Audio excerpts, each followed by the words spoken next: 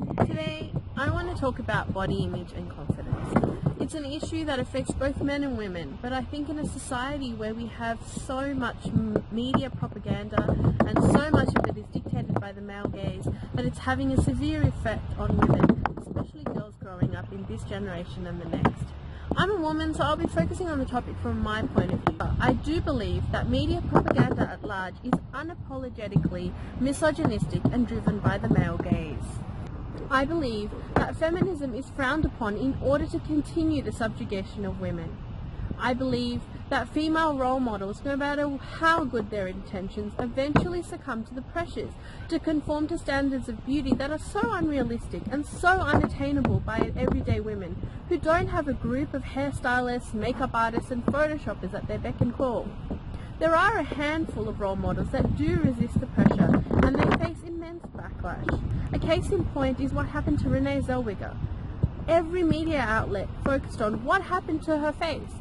Life happened to her face. That is what a normal woman's face looks like as she goes through the journey of her life. Our generation must be the change we want to see in setting the benchmark for the acceptable media gaze.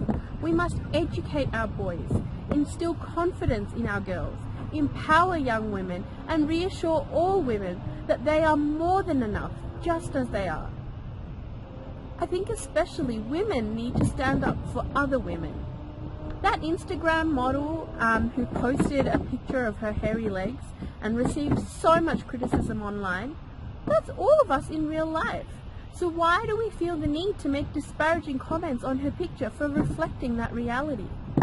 When we increase the dialogue of confidence for women by promoting all body images as beautiful, we also impact men by educating them and presenting a confident body image for all women. We decrease misogyny and the male gaze, which will also hopefully curb male entitlement. And when men are taught to see women as more than objects that sell cars and chocolates on TV, they'll learn to respect women, individual women, for who they are and not what they wear or do for a living.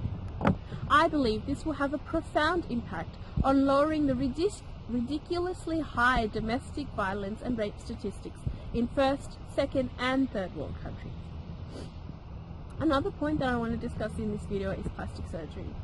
Every single person seems to want, have done or have considered plastic surgery at some point in their lives. I know that as we grow up and as we see so many unrealistic body shapes in the media, that it's very easy to want to change something, and it's much harder to love what you already have. I think a lot of this comes from the pressure that women put on other women. These gossip magazines and these fashion magazines are predominantly written by women for other women. I'm not saying that men don't have preferred looks which put pressure on us, but women also, on top of that, pressure each other. I think that if you dress nicely and if you look after yourself, some people call you shallow. And if you don't, you're either a hobo or a feminist or a lesbian, words which in their own right should not be criticisms. I think that if we eat well and we be disciplined in ourselves and we get a lot of sun, there's no reason that we should want for anything else in our own body images. There's a reason why people in villages have so much more confidence than people in cities, and especially in first world countries.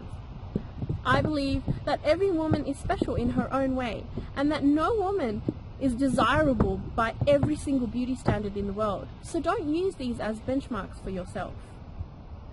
Stay fit and healthy, and that is enough to bring you confidence and peace within yourself. If you have something in you that you severely dislike about your body, that isn't as a result of trying to please others or look like a model or conform to a beauty standard or a passing beauty trend, and you think that surgery will fix it, I strongly advise you to do your research. Consult your family and friends, and especially a doctor, and make a decision based on their support and wisdom. If surgery is what is good for you and will make you happy, then do it for you. My only warning is that surgery is a very slippery slope. That first change and that first cut may lead to a lot of others, so be careful. The key to rising above social pressure is to stay educated. Keep reading, learning and knowing so that you can distinguish fact from fake and not get sucked into the fake reality sold in TVs and magazines. If you take care of yourself and eat well, you will look well, and it will rewire the way you think of beauty, even if magazines everywhere tell you otherwise. There was a time when I wasn't happy with the way I looked. There was a time when people around me told me that I had gained a lot of weight and certain clothes and certain makeup don't look good on me. And that led to me being very depressed, and that led to it affecting the way that I dealt with other people in my professional and personal life. When I learnt to love myself the way I am, I realized the changes that I need to make within myself to become a healthier and happier me.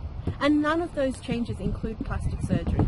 Those changes are eating well, sleeping well, communicating with my loved ones, and telling them how I feel so that they understand and can help me through my physical and emotional transformation.